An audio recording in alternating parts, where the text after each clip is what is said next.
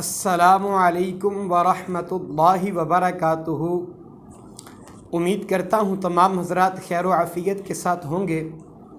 अल्लाह ताला सबको दारैन की सआदतें नसीब फरमाए। नमाज के मुताल्लिक़ आप हज़रात तक एक मसला शेयर करना चाहता हूँ जो तकरीबन उर्फ़ आम में 70% लोगों के अंदर पाया जाता है। वो ये है कि कुछ लोग नमाज पढ़ते हुए एक बहुत बड़ी गलती करते हैं, जो गलती करने की वजह से यकीनन उनकी नमाज ही नहीं होती। इसीलिए शरीयत मुताहरा का ये हुक्म है कि इंसान को कम से कम नमाज, रोज़ा, हज, ज़कात, पाकीज़गी और तहारत के मसाइल जो हैं इंसान को ये हर सूरत में याद करने चाहिए। यानी कम से कम इंसान को इतना तो दीन सीख लेना चाहिए कि जो इंसान को सही हराम व हलाल की पहचान हो सके और इंसान सही तरीके से अपने अल्लाह की बारगाह के अंदर झुक सके और अपने रब की सही मानों के अंदर बंदगी कर सके। और फुक़हा कराम फरमाते हैं कि हर शख्स मर्द व औरत पर इतना इल्म पढ़ना फ़र्ज़ है कि जो वो इन मसाइल को सही तरीके से जानने लग जाए।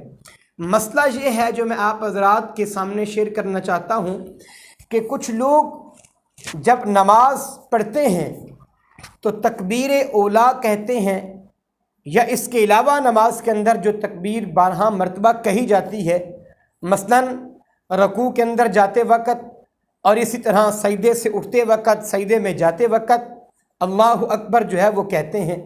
तो बाज़ दोस्त इसमें बहुत बड़ी गलती करते हैं कि अल्लाहु अकबर की जगह अल्लाहु अकबार कह देते हैं। मसलन कि बा के आगे वो अलिफ़ को लगा लेते हैं, हालांकि बा के आगे अलिफ़ नहीं है, अल्फाज अल्लाहु अकबर है, लेकिन बाज़ दोस्त यहाँ अल्लाहु अकबार कह देते हैं कि बा के साथ जब अलिफ़ लगाते हैं तो फिर इसका माना जो है वो तब्दील हो जाता है।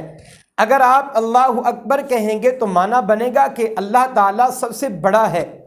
जब एक शख्स ये कहता है कि अल्लाहु अकबर, बा के आगे अलिफ मिला लेता है, तो फिर माना बन जाता है कि बड़ा ढोल।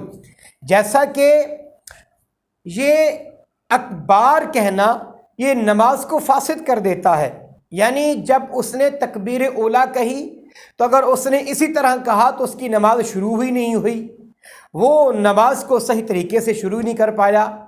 तो अगर उसने दौरान नमाज कहा, मसलन रकू में जाते वक़्त कहा, या सजदा करते वक़्त, या सजदे से उठते वक़्त उसने कहा, अगर उसने सही कहा तो फिर तो ठीक है। अगर उसने यूँ कह दिया कि अल्लाहु अकबर कि बा के आगे अलिफ मिला दिया तो फिर माना तब्दील हो जाएगा। जब माना तब्दील होगा तो फिर नमाज जो है फासिद हो जाएगी। इसलिए फुक़हा कराम फरमाते हैं, हज़रत इमाम गज़ाली रहमतुल्लाह ताला अलैह फरमाते हैं, हर इंसान को चाहिए कि वो नमाज को बमाए तर्जुमा याद करे कि ताकि उसको नमाज पढ़ने में उन्स और राहत और सुकून मिल सके। तो राहत और सुकून नमाज के अंदर ये खुशू और खुजू तब हासिल होगा कि जब इंसान नमाज के सही माने को याद कर लेगा।